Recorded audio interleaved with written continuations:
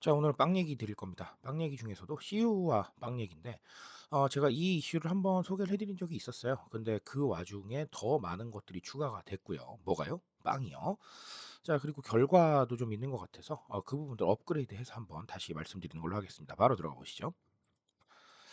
자, CU가 최근에 베이크하우스 405라는 이 브랜드 제품으로 소금빵 3종을 출시를 했습니다. 근데 제가 말씀드리는 이 와중에도 뭔가 새로운 게 나와 있을 수 있어요. 예, 그 정도로 라인업을 성실하게 늘려가고 있습니다. 지금 CU의 한쪽 매대를 보시면 베이크하우스 405라는 이름으로 정말 다양한 빵들이 들어와 있는 걸 보실 수 있을 거예요. 자, 근데 뭐 언제나 그렇지만 기업은 영리를 추구하는 존재죠. 영리를 추구하지 못하면 계속해서 하지 않을 겁니다. 즉, 이 행보에는 뭔가 잘 되고 있는 게 있다거나 아니면 이 행보가 현재 시점을 봤을 때 본인들의 확장 전략에서 옳은 부분이 있다라고 판단을 하는 거겠죠. 그래서 중요한 겁니다. 자, 이 소금빵 3 종을 통해서 아마도 편의점 빵 맛집이라는 본인들이 원하는 그 목표에 다가가는 입지를 조금 더 공고히 하고 싶은 마음이 아닌가라는 생각을 일단 하고요. 자, 그리고 결과도 좋습니다. 2026년 1월 기준으로 보면 차별화 빵 카테고리의 매출은 전년 동기 대비 30.5% 정도 증가해 있어요. 그러니까 사람들이 관심을 가지고 있다라는 거겠죠. 자, 이 차별화 빵 카테고리는 예를 들면 베이크하우스 405도 있고요. 최근에 페이장 브레통하고 콜라보한 제품도 있었어요.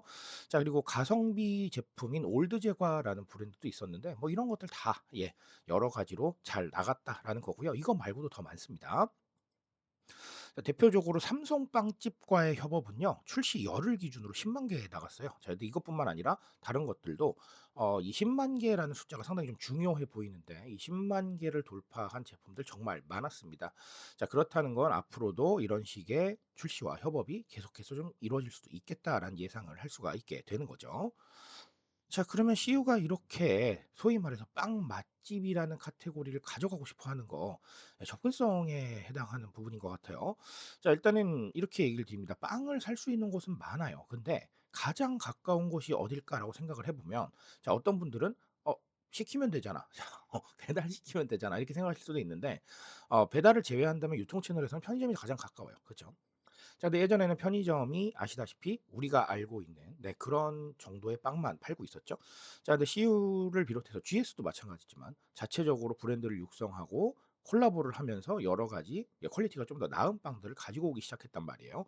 자, 그렇다는 건 빵에 대한 기대치를 충족시킬 수 있는 가능성이 과거보다 네, 확 올라갔다라는 걸 의미하죠. 자, 그렇다는 건 곧 접근성입니다. 내가 가장 빨리 방문할 수 있는 그곳에 내가 원하는 것이 있느냐라는 건데요. 우리 코로나 시대를 겪으면서 편의점이 굉장히 유력한 유통 채널로 떠올랐죠. 자, 그러면서 편의점에서 다루는 게 많아졌는데 결국은 이 접근성의 문제는 방금 말씀드린 것처럼 그냥 단순하게 있냐의 문제가 아니라 내 기대를 충족시킬 수 있는 제품이 있냐로 판단하셔야 돼요. 자, 내 기대를 충족시킬 수 있는 제품이 없다면 접근성이 좋아도 의미가 있을까요? 없을까요?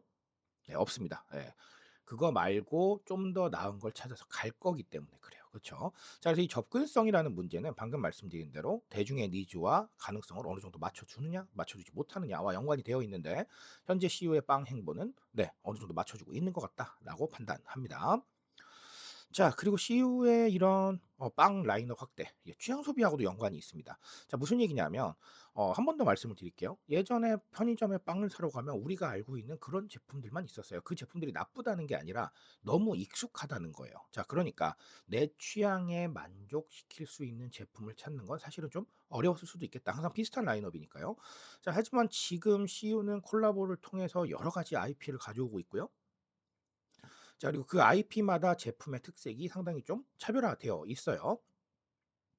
자, 그러니까 CU가 이 부분을 소개를 할 때 차별화 빵 카테고리라고 얘기를 한단 말이죠. 자, 이렇게 차별화가 되어 있는 상태에서는 결국은 취향 소비라는 단어를 조금 더 적극적으로 꺼낼 수 있는 거예요. "너가 원하는 제품을 우리가 가지고 있을 가능성이 있어."라고 얘기할 수 있게 되는 거죠. 자, 제가 늘 말씀드리지만 트렌드가 아무리 변한다 한들 모두의 취향을 만족시킬 수는 없어요. 예를 들면 우리의 타겟 고객이 1,000,000 명이에요. 그럼 1,000,000 명한테 다 다른 빵을 파나요? 예, 그거는 아니에요. 하지만 이런 식으로 IP 콜라보나 외적인 부분들, 즉 라인업을 어느 정도까지 확대해 가는 이런 시장성 있는 아이템들에 대한 접근은 다들 공감하시겠지만 새로운 경험을 줄 수 있고요. 그리고 그 경험을 통해서 내 취향에 맞는 경험을 하게 되거든요. 그러면 다시 올 수밖에 없는 거예요. 그쵸? 자, 그래서 이런 부분입니다. 즉 무슨 얘기냐면 유통 채널이 단순하게 무언가를 판매하는 시대는 끝났다. 자, 이 유통 채널에 대한 것들은 사람들이 조금 더 나은 경험을 하고 그리고 나의 취향에 맞는 소통을 하고 이런 공간으로 만들어 가야 되기 때문에 CEO의 빵 확장도 이런 느낌을 가지고 있다라고 보시면 되겠습니다. 자, 오늘 CU의 빵 얘기로 간단하게 두 가지 정리 드렸고요. 뭐 아마 제가 이 얘기 다시 할 일이 있을 거예요. 왜 그러냐면 더 많이 나올 거라고 생각을 하거든요. 자, 그리고 CU뿐만 아니라 GS도 역시나 빵에 대해서 관심이 많잖아요. 그러니까 이런 것들 좀 종합해서 보시면서 그냥 단순하게 '빵 파는구나.'라고 생각하지 마시고 제가 오늘 말씀드린 내용들 생각해 보시면 아주 좋을 겁니다. 자, 저는 오늘 여기까지 말씀드리고요. 조금 더 좋은 내용으로 돌아오도록 하겠습니다.